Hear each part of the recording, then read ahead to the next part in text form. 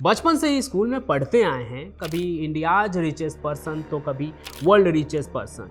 और इस लिस्ट में कुछ 10-20 लोगों के नाम होते हैं जो ऊपर नीचे आते रहते हैं, जाते रहते हैं।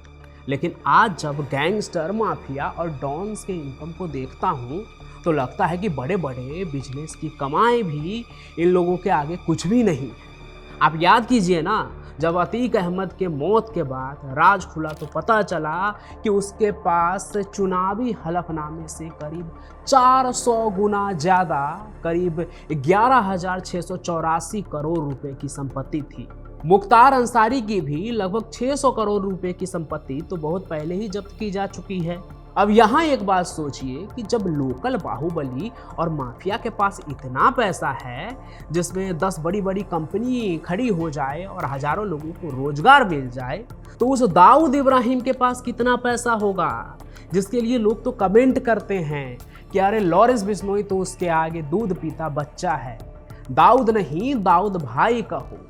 क्या जो लोग ऐसे डॉन और गैंगस्टर को सपोर्ट करते हैं कमेंट में, वो इसी रईसी से खुश हैं, इनके इतने दौलत से खुश हैं? खैर जो भी हो, बाकी यहाँ अगर आप सुन लेंगे ना कि एक अकेला दाऊद इब्राहिम के पास कितना पैसा है तो आपके होश उड़ जाएंगे। अकेले रतन टाटा जी के पास जितनी संपत्ति है ना आज की तारीख में, उससे करीब 10-20 गुना ज़्यादा पैसा दाऊद इब्राहिम के पास है। अब मैं यहाँ एक अपराधी को रिस्पेक्टफुल बिजनेसमैन से कंपेयर नहीं कर रहा हूँ, बल्कि ये बताना चाह रहा हूँ कि एक तरफ व्यापारी होते हैं जो दिन रात मेहनत करके इस मुकाम पर पहुँचते हैं, और दूसरे तरफ इन्हीं व्यापारियों को लूट खसूट के ये लोग करोड़पति नहीं बल्कि अरबपति और खरबपति बन रहे हैं। डॉन वर्सेस डॉन सीरीज में मैंने आपको दाऊद के बारे में बताया था कि उसके बहुत सारे धंधे हैं, बहुत सारे देश में फैले हुए हैं। आज आप देखिए डिटेल में कि वो धंधे कौन कौन से हैं और कहाँ कहाँ दाऊद की कितनी संपत्ति है, और कैसे दाऊद इब्राहिम पाब्लो एस्कोबार को भी पीछे छोड़कर दुनिया का सबसे बड़ा, सबसे अमीर ज़्यादा डॉन बन गया है। तो देखिए, जैसा कि आप जानते हैं कि दाऊद इब्राहिम का गैर कानूनी कारोबार न केवल भारत में बल्कि दुनिया भर में फैला हुआ है। 1980 और 1990 के दशक में मुंबई की गलियों से उठकर दाऊद ने अपराध की दुनिया में अपनी धाक जमाई। शुरुआती दौर में तस्करी और चोरी जैसे छोटे मोटे अपराधों से लेकर वेश्यावृत्ति, जुआ और ड्रग्स जैसे बड़े धंधों में उतर आया ये। इन धंधों से उसने अरबों रुपए का काला कारोबार किया, जिससे अंतर्राष्ट्रीय अपराध की दुनिया में वो एक बड़ा नाम बन गया। रिपोर्ट के मुताबिक दाऊद के पास इस अपराध साम्राज्य को चलाने में उसकी पत्नी महजबीन और भाई अनीस इब्राहिम की भी महत्वपूर्ण भूमिका है। दोनों मिलकर इस काले कारोबार का संचालन करते हैं, ऑपरेट करते हैं, जबकि दाऊद इब्राहिम खुद अक्सर पर्दे के पीछे रहकर प्लानिंग करता है।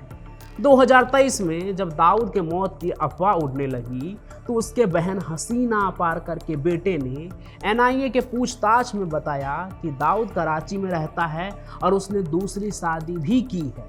इस खुलासे के बाद फिर से दाऊद की संपत्तियों और व्यापार को लेकर चर्चा तेज हो गई थी कि आखिर भारत का गद्दार जो इंटरनेशनल डॉन बन बैठा है, उसके पास कितनी संपत्ति है। तो देखिए, लोगों के नामी बेनामी संपत्ति का लिस्ट निकालने वाले फोर्ब्स की 2015 की एक रिपोर्ट के मुताबिक डॉन दाऊद इब्राहिम की कुल संपत्ति जो है वो करीब 6.7 बिलियन अमेरिकी डॉलर है।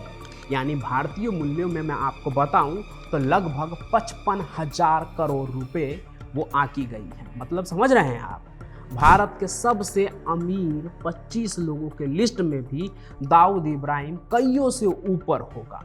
खुद रतन टाटा जी का अगर आप नेटवर्थ चेक करेंगे ना तो वो 3800 करोड़ रुपए दिखाई देगा कि 2024 का अगर आप उनका नेटवर्थ देखें तो 3800 करोड़ रुपए जो उनका खुद का पर्सनल है, डोनेशन और उनके कंपनीज वगैरह जो भी चीज़ है उनको हटा के उनका पर्सनल नेटवर्थ जो है 3800 करोड़ रुपए के आसपास दिखाई देगा।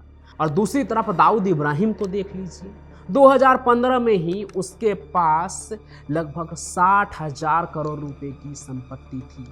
तो ज़रा सोचिए कि 2015 में जब उसके पास रतन टाटा जी से कई गुना ज़्यादा संपत्ति थी, तो अब 8-9 साल बाद ये आंकड़ा कहाँ गया होगा। अब देखिए, एक चीज़ तो यहाँ हम सभी को क्लियर है कि दाऊद ने इतनी संपत्ति जो है कोई अच्छे काम करके जुटाई नहीं है, बल्कि दुनिया भर के जितने भी गलत धंधे हैं सब में घुसकर काली कमाई है उसकी। तो सवाल ये है कि अगर ये उसकी काली कमाई है तो इस पर कब्जा क्यों नहीं किया जा रहा है।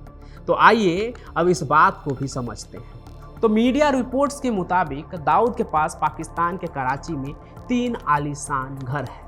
कहा जाता है कि वो कराची के D13 ब्लॉक 4 क्लिंटन इलाके स्थित एक 6000 वर्ग गज में फैले महलनुमा बंगले में रहता है।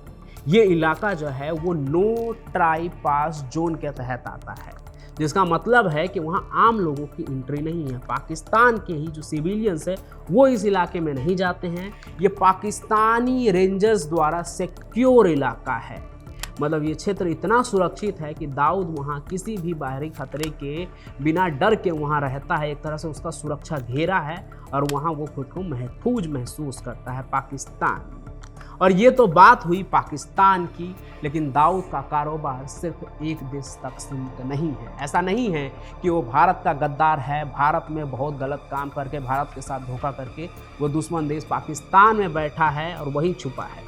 उसकी पकड़ जो है वो भारत के साथ साथ पाकिस्तान में तो है ही, उसके अलावा Sri Lanka, Nepal, Thailand, Malaysia, Britain, Germany, Turkey, France, Spain, Morocco, UAE और साउथ अफ्रीका जैसे देशों तक उसका जो आतंक है और एक तरह से उसके काला साम्राज्य जो उसके जुर्म के जड़े हैं जो वो इन सभी देशों में फैले हुए हैं। उसकी कमाई का एक बड़ा हिस्सा जो है वो फेक इंडियन करेंसी के कारोबार से आता है। रिपोर्ट्स के मुताबिक जब देश में नोटबंदी हुआ था ना, तो दाऊद इब्राहिम को इससे काफ़ी ज़्यादा नुकसान हुआ था, लेकिन फिर भी उसकी अवैध गतिविधियां जो है वो जारी है। इसके अलावा दाऊद का हीरे का भी अवैध व्यापार चलता है। दक्षिण अफ्रीका से निकले हुए हीरे भारत में कटाई और पॉलिश के लिए आते हैं और दुबई में भी उनका काला धंधा चलता है।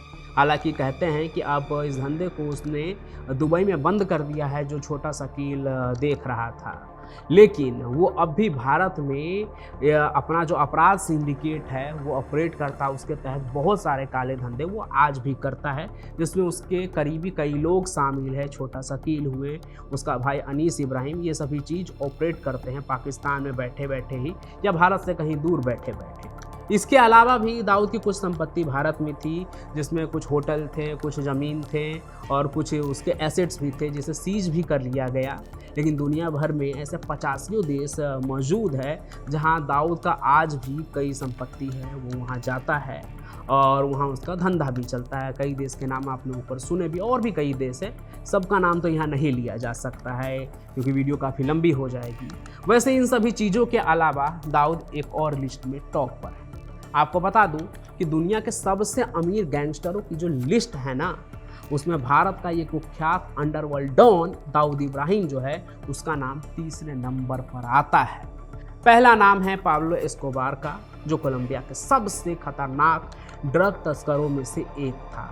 इसको आप दुनिया का सबसे खतरनाक डॉन भी कह सकते हैं। कई हजारों हजार लोगों की जान इसने ली है, इसके वजह से गई है।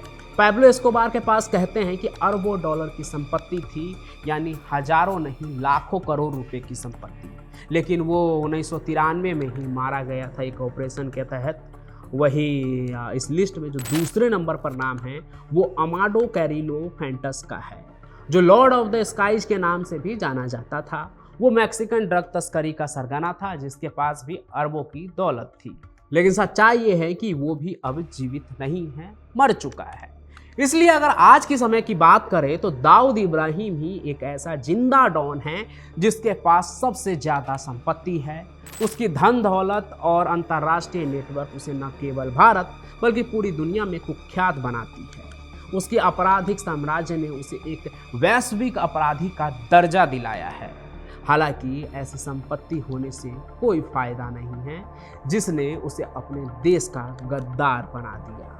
वो भले ही अब तक पाब्लो जैसे मारा नहीं गया, लेकिन हर दिन पाकिस्तान में मौत के साए में वो जीता है कि कहीं कोई भारतीय जासूस या कोई भारतीय एजेंट उसकी जान न ले ले। ऐसे कई बार कोशिशें भी हुई है। एक बार तो दाऊद इब्राहिम कहते हैं कि इतना डर गया क्योंकि उसे मस्जिद के बाहर मारने की तैयारी थी।